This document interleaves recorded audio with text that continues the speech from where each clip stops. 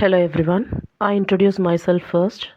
My name is M Maheswari, Assistant Professor, Department of Biotechnology, AJ College of Arts and Science, Pudukkottai. My topic is about centrifugation. Okay, here the centrifugation is a type of technique which is used to separating the components based on the application of centrifugal force.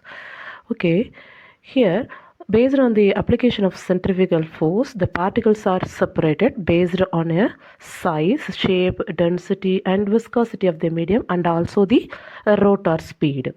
Then next one is the principle. Here the principle, the important points in the principle, that first one is a sediment. Okay, the particles which is sedimented in a solvent, that is sink. Okay, that is sedimentation. Then next one is isopycnic condition. Okay, there is no difference in density of the particle. Then next one is the spinning. Then important force can be applied here as centrifugal force. Then what is that centrifuge? Okay, is a device used to separate components of a mixture based on, I already told you, the size, density, and viscosity of the medium, and also the rotor speed. Here the centrifuge and centrifugation. Okay, first one we have to introduce the rotors which is present in the centrifuges. First one is fixed angle rotor. Okay, this is the image has been showed in a picture, that is a fixed angle rotor. Okay, what is the main purpose of using this rotor?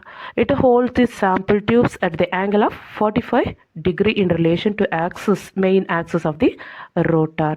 Then fixed angle rotors. Then second one is a swinging bucket rotors. Okay, here you look, this rotors look like a cooker vessel.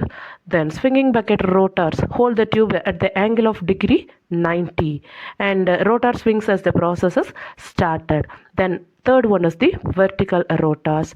Here the rotors have shortest path length, the fastest running time, and highest resolution of all the rotors. Okay, here the tubes are vertical during the operation of centrifuges. As a result, instead of settling down of particles, here the particles are spread towards the outer wall of the tubes. These are commonly used in isopycnic and density gradient centrifugation methods. Then this one is the types of centrifuge. Then first one is a benchtop centrifuge. Benchtop centrifuges are commonly used in clinical and research laboratories, and they have driven an electrical motor. Here also the tubes are rotated about a fixed axis, resulting in force perpendicular to the tubes. This benchtop centrifuges has a rotor which rack of sample tubes and lid that closes the working unit of the centrifuge. Then low speed centrifuges. It is also used commonly in laboratories for routine separation of particles. Then here the maximum speed is 4000 to 5000 rpm, rotation per minute only. And then third one is the high speed centrifuge. Here the rotation speed of this high speed centrifuge can range from 15,000 to 30,000. Yes, these are having rotors like swinging bucket rotors and vertical rotors. Then fourth one is micro centrifuge. These micro centrifuges are smaller volumes ranging from ranging 0.5 to 2 mul. Then these centrifuges are operated at a speed of about 12,000 to 13,000 rpm. These microcentrifuges are also termed microfuges. Then smaller size of samples are mostly used in these centrifuges. Then next one is a refrigerated centrifuge. Here the word represent that refrigeration, that is minus 20 degrees Celsius to minus 30 degrees Celsius. Mostly these centrifuges have temperature controls. Then rate of centrifugal force, RCF, up to 60,000 xg. Then this chamber refrigerated centrifuge is sealed off from the outside to meet the condition of operations. The next one is the ultra centrifuge. It's a sophisticated instrument, extremely high speed, that allows separation of much smaller molecules like ribosomes, okay, proteins and virus particles.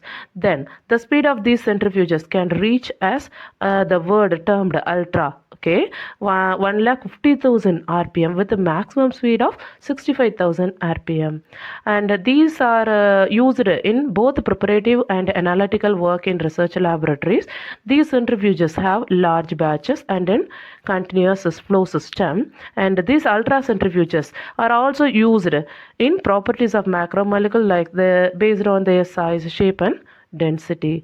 These are the types of centrifugation methods. First one, a differential pelleting. Second, density gradient centrifugation.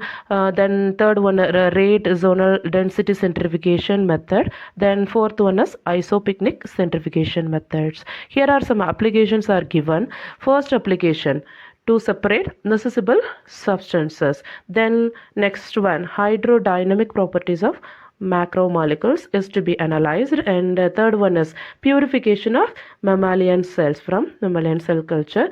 Then next, some of them are separating chalk powder from water and removing fat from milk to produce skimmed milk in milk industries, and separating particles from an airflow using cyclonic separation.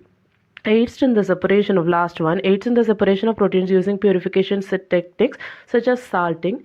Example, ammonium sulfate precipitation. Thank you all.